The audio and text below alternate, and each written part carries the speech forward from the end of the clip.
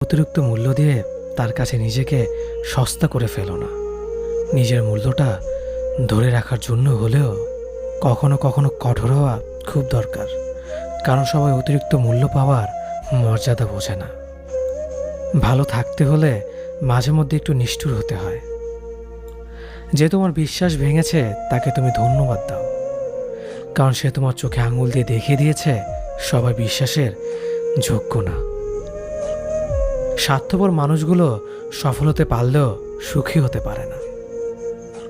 বুঝতে শিখুন কে সময় নিয়ে আপনার সাথে কথা বলে আর কে সময় পেলে আপনার সাথে কথা বলে।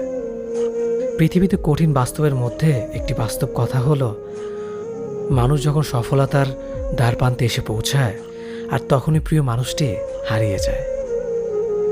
আপনি যখনই একা হয়ে যাবেন তখন আপনার পাশে থাকার মতো হাজার মানুষ খুঁজলেও